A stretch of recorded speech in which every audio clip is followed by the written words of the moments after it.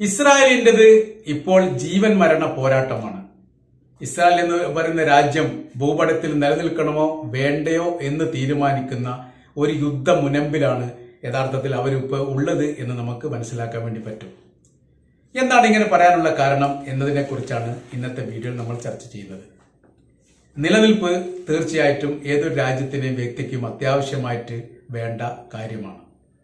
967 ചരിത്രപരമായിരിക്കുന്ന വിജയത്തിന് ശേഷം പിന്നീട് 2023 ഒക്ടോബർ 7 വരെ അല്ലെങ്കിൽ 6 വരെ സുരക്ഷിതവും ശക്തവും പ്രോജ്വലവുമായിരിക്കുന്ന ഒരു രാജ്യമായിട്ട് തന്നെയാണ് ഇസ്രായേൽ എന്ന് പറയുന്ന രാജ്യത്തെ ലോകം കാണുന്നത്.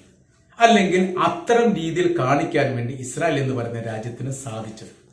ഇന്ന് സ്ഥിതി കാര്യങ്ങൾക്കൊക്കെ മാറ്റം വന്നു. നമ്മൾ അറിഞ്ഞതും നമ്മൾ അറിയാത്തതും നമ്മൾ കേട്ടതും നമ്മൾ കേൾക്കാത്തതുമായ ഒരുപാട് സംഭവങ്ങളും ഒരുപാട് യാഥാർത്ഥ്യങ്ങളും ഈ യുദ്ധത്തിനിടയിലൂടെ നടന്നു നീങ്ങുന്നുണ്ട് എന്നുള്ളത് കൃത്യമായിരിക്കുന്ന സത്യമാണ്. നമ്മൾക്ക് വിവരങ്ങൾ ലഭിക്കുന്നത് മീഡിയകളുടെയും പത്രങ്ങളുടെയും അടിസ്ഥാനത്തിലും മറ്റുള്ള സോഷ്യൽ മീഡിയയുടെ അടിസ്ഥാനത്തിലൊക്കെയാണ്. എന്നാൽ എല്ലാ യുദ്ധത്തിൽ നടക്കുന്ന എല്ലാ സംഭവങ്ങളെക്കുറിച്ചും ഇങ്ങനത്തെ ഒരു വ്യക്തമായിരിക്കുന്ന രൂപങ്ങൾ ഉണ്ടാവുമോ എന്ന് ചോദിച്ചാൽ ഉണ്ടാവില്ല എന്നുള്ളതാണ് ഉത്തരം. ഇപ്പോഴത്തെ നിലവിലെ ഇസ്രായേലിന്റെ വിഷയം എന്നുള്ളത് എന്താണ് എന്ന് നമുക്ക് പഠിക്കാം. കഴിഞ്ഞ ഏതാനും യുദ്ധത്തിൽ തുടങ്ങി ഒക്ടോബർ 7 ശേഷം ഒരു 2-3 മാസം കഴിഞ്ഞതോടുകൂടി യുദ്ധം അതിരൂക്ഷമായിരിക്കുന്ന രീതിയിലേക്ക് പ്രവേശിക്കുമെന്നും ഈ യുദ്ധത്തിന് അത്ര പെട്ടെന്നൊന്നും അവസാനം ഉണ്ടാവില്ല എന്നുള്ളതും ഏറെക്കുറെ അമേരിക്കയുടെ ഇന്റലിജൻസും ഇസ്രായേലിന്റെ ഇന്റലിജൻസും അടക്കമുള്ള വിഭാഗങ്ങൾ പറഞ്ഞതാണ്. അനുബന്ധമായിരിക്കുന്ന സംവിധാനങ്ങൾ ഒരുക്കണം എന്നുള്ള തരത്തിലാണ് അവർക്ക് ഈ നിർദ്ദേശം കിട്ടുന്നത്. അപ്പൊ അതിനോടനുബന്ധിച്ച് എന്ത് ചെയ്തു?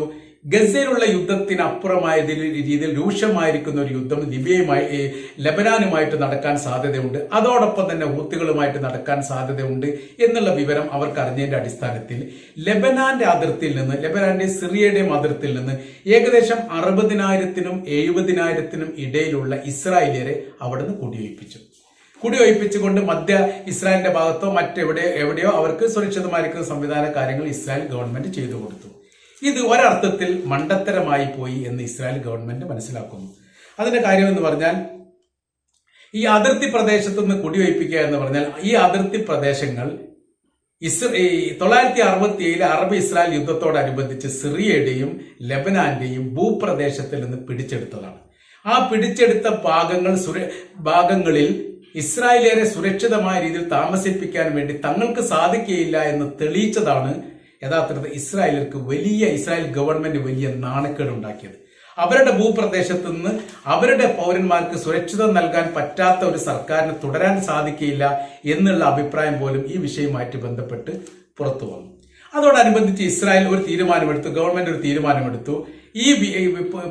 അവിടുന്ന് ഒഴിവാക്കപ്പെട്ട കുടുംബത്തെ അല്ലെങ്കിൽ പൗരന്മാരെ അതേ സ്ഥലത്ത് തന്നെ അതേ വീട്ടിൽ തന്നെ താമസിപ്പിക്കാനുള്ള ഒരു സംവിധാനം തങ്ങൾ ഒരുക്കാൻ പോകുന്നു എന്നുള്ളത്. അവിടെയാണ് ലെബനാനും ഇസ്രായേലും തമ്മിൽ രൂക്ഷമായിരിക്കുന്ന യുദ്ധത്തിന്റെ മുനമ്പ് തുറക്കുന്നത്. ആദ്യ ഘട്ടത്തിലൊക്കെ നമുക്കറിയാം, ലെബനാന്റെ ഭാഗത്തു നിന്ന് ഹിസ്ബുള്ള ഗ്രൂപ്പ് ഇസ്രായേലിലേക്ക് ഈ റോക്കറ്റുകൾ വിക്ഷേപിക്കും, അതിന് തിരിച്ചടി ഇസ്രായേൽ നൽകും. അങ്ങോട്ടും ഇങ്ങോട്ടും ഒറ്റപ്പെട്ട പരിക്കുകളോ ഒറ്റപ്പെട്ട മരണങ്ങളോ ഒക്കെ ഉണ്ടാവാറുണ്ട്. ചിലതൊക്കെ പുറത്തു വരും, ചിലതൊന്നും പുറത്തു വരില്ല.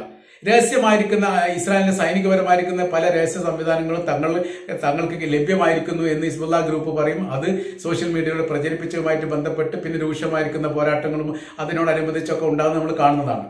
ഒരു ഫുട്ബോൾ ഗ്രൗണ്ടിൽ ഹിസ്ബുള്ള ഗ്രൂപ്പ് സ്ഫോടനം നടത്തി അവിടെ നിന്ന് ഒരു കുട്ടി മരണപ്പെട്ടുമായിട്ട് ബന്ധപ്പെട്ട് പിന്നീട് അന്വേഷണം നടത്തിയ സമയത്ത് അത് ഇസ്രായേലിന്റെ റോക്കറ്റുകൾ തന്നെ വഴിമാറി എത്തിയതാണ്, അങ്ങനെയാണ് സ്ഫോടനം നടന്നത് എന്ന സ്ഥിരീകരണം വന്നതോടുകൂടി ഇസ്രായേൽ യഥാർത്ഥത്തിൽ അവിടെ നാണം കെട്ട ഒരു രീതി അവിടെ ഉണ്ടായി.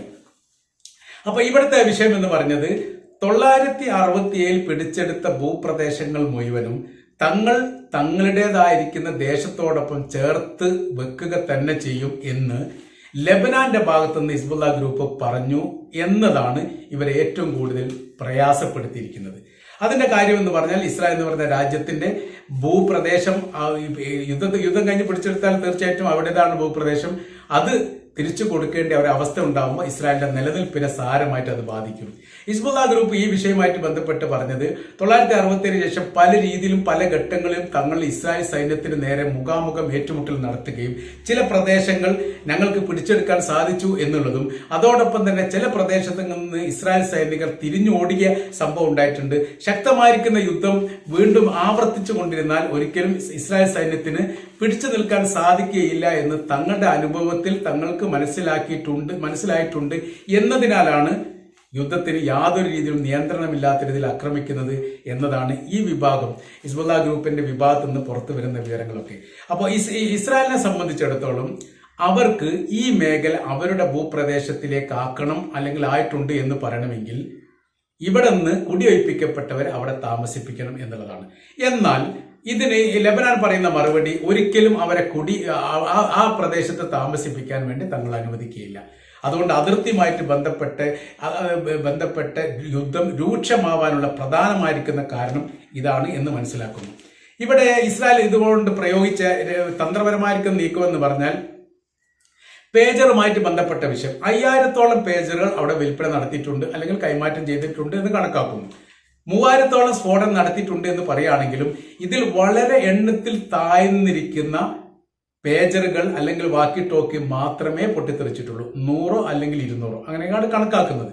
വല്ലാത്ത രീതിയിലുള്ള സ്ഫോടനം നടന്നിട്ടില്ല. അതായത് ഒരു സ്ഫോടനം നടക്കുന്ന സമയത്ത് അല്ലെങ്കിൽ ഒരു ഈ പേജർ പൊട്ടിത്തെറിക്കുമ്പോൾ ആ വ്യക്തിക്ക് മാത്രമല്ല കൂടെ ഉള്ളവർക്കും പരിക്കേൽക്കാനുള്ള സാധ്യത വളരെ കൂടുതലാണ്. അതുകൊണ്ട് തന്നെ 6 വയസ്സുള്ള ഒരു കുട്ടി മരണപ്പെട്ടത് പുറത്തു വന്നത് ഈ കുട്ടിയുടെ കയ്യിലുള്ള പേജറല്ല, കൂടെ ഉണ്ടായിരുന്ന ആളുടെ പേജർ പൊട്ടിത്തെറിച്ചിട്ട് കുട്ടിക്ക് പരിക്കേറ്റിട്ടാണ് മരണം നടന്നത് എന്നുള്ളതാണ്. അപ്പോൾ ലക്ഷ്യം ഇസ്രായേൽ ഉദ്ദേശിച്ച കാര്യം എന്ന് പറഞ്ഞാൽ ഇത്രയും വലിയ സ്ഫോടനങ്ങൾ ആ രാജ്യത്ത് ഉണ്ടാവുമ്പോൾ മാനസികമായ രീതിയിൽ തങ്ങൾക്കെതിരെ യുദ്ധം ചെയ്യുന്നവരെ ഇല്ലാതാക്കാൻ വേണ്ടി സാധിക്കും. അത് വല്ലാത്ത രീതിയിൽ ഈ പറയപ്പെട്ട 37 മരണമാണ് ഇപ്പോൾ റിപ്പോർട്ട് ചെയ്തത്.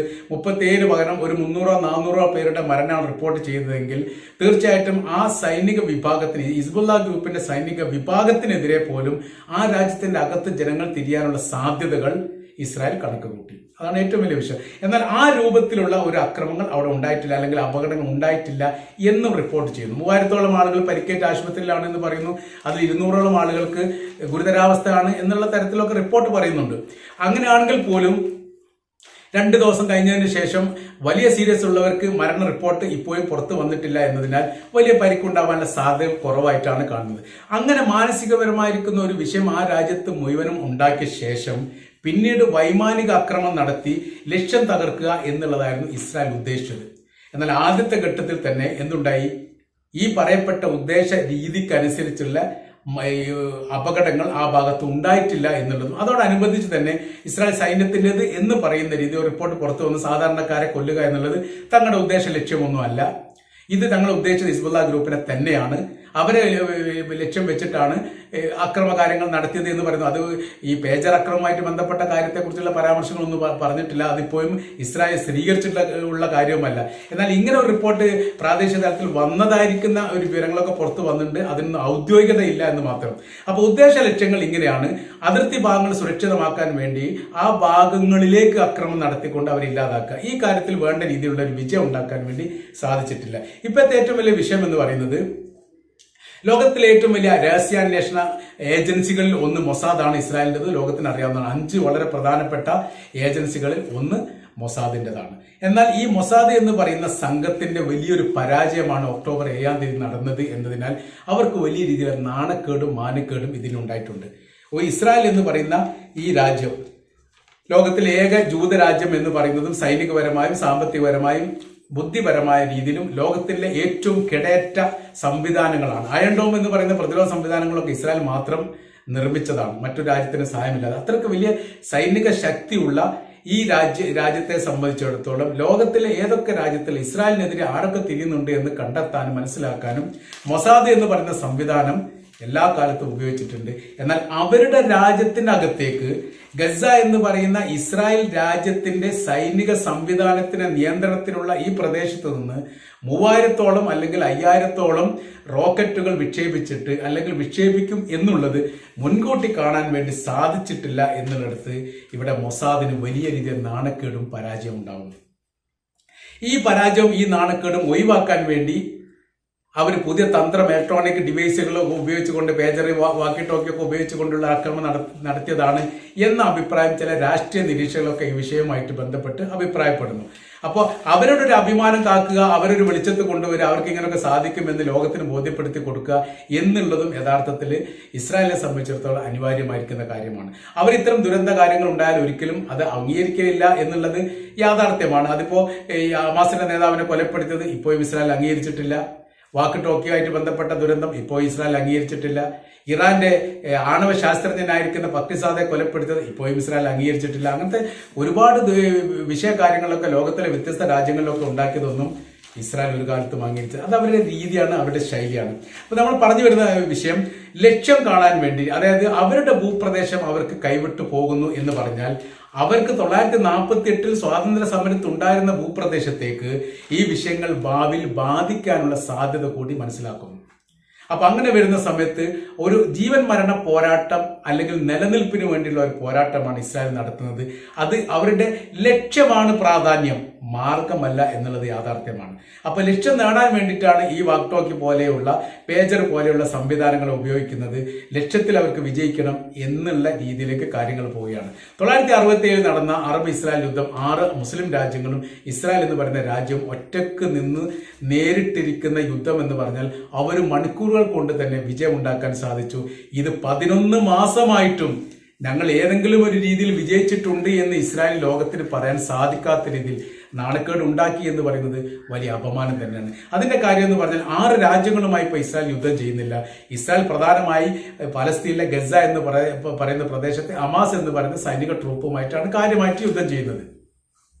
എന്നാൽ ഈ ഹമാസ് എന്ന് പറയുന്ന അല്ലെങ്കിൽ ഗസ എന്ന് പറയുന്ന പ്രദേശവും അതിനോടനുബന്ധിച്ചുള്ള വെസ്റ്റ് ബാങ്ക് എന്ന് പറയുന്ന പാലസ്തീന പ്രദേശമൊക്കെ സൈനികപരമായിട്ട് പറയുന്ന സമയത്ത് ഇസ്രായേലിന്റെ അവകാശത്തിൽപ്പെട്ടതാണ്. അതല്ലെങ്കിൽ ഇസ്രായേലാണ് അവർക്ക് സുരക്ഷാ സംബന്ധമായിരിക്കുന്ന കാര്യങ്ങൾ നോക്കുന്നതും ആ പ്രദേശത്തിന്റെ ഏത് ഭാഗത്തേക്കും അവർക്ക് പ്രവേശിക്കാനും അന്വേഷണം നടത്താനും പാലസ്തീന അനുമതി അവർക്ക് ആവശ്യമില്ല. അപ്പോ ഗസ എന്ന് പറയുന്ന പ്രദേശത്തിന്റെ 100% അതിർത്തിയുമായിട്ട് ബന്ധപ്പെട്ട ഭാഗങ്ങൾ ഇസ്രായേലിൻ്റെതാണ് എന്ന് മാത്രമല്ല സൈനികപരമായിരിക്കുന്ന എല്ലാവിധ സന്നാഹങ്ങളും അതിന്റെ അകത്ത് ഉണ്ടാക്കാൻ വേണ്ടി സാധിക്കുന്ന ഇസ്രായേൽ എന്ന് പറയുന്ന ആ രാജ്യം കാണാതെ പോയി അന്ന് ഒക്ടോബർ 7-ാം തീയതിയുള്ള അക്രമം എന്നുള്ളിടത്താണ് ഇസ്രായേലിന്റെ ഏറ്റവും വലിയ പരാജയവും മൊസാദിന്റെ ഏറ്റവും വലിയ നാണക്കേട് ഉണ്ടാവുന്നത്. അപ്പൊ ഇപ്പോൾ നമ്മൾ പറഞ്ഞു വരുന്ന വിഷയം എന്ന് പറയുന്നത് അതിർത്തിയുമായിട്ട് ബന്ധപ്പെട്ട സ്ഥലത്തേക്ക് വീണ്ടും ഇവിടുന്ന് കുടിയൊഴിക്കപ്പെട്ട ജൂതന്മാരെ അവിടെ പുനഃസൃഷ്ടിക്കുക എന്നുള്ളത് വളരെ പ്രാധാന്യമായിരിക്കുന്ന അഭിമാനമായിരിക്കുന്ന ഒരു നിലനിൽപ്പിന്റെ വിഷയമായിട്ട് തന്നെയാണ് ഇസ്രായേൽ കണക്കാക്കുന്നത്. അതല്ലെങ്കിൽ ആ പ്രദേശത്ത് പിന്നീട് ഒരു അവകാശം പറയാൻ ഇസ്രായേൽ സാധിക്കാതെ വരും എന്നൊരു തിരിച്ചറിവിന്റെ അടിസ്ഥാനത്തിലാണ് ഇപ്പോഴത്തെ നിലവിലുള്ള ഈ സംഘർഷാവസ്ഥ എന്നുള്ളത് കൃത്യമായ രീതിയിൽ നമ്മൾ ഈ വിഷയകാര്യങ്ങളൊക്കെ മനസ്സിലാക്കുന്നതിനിടയിൽ നമുക്ക് തിരിച്ചറിയാൻ വേണ്ടി സാധിക്കുന്നതാണ്.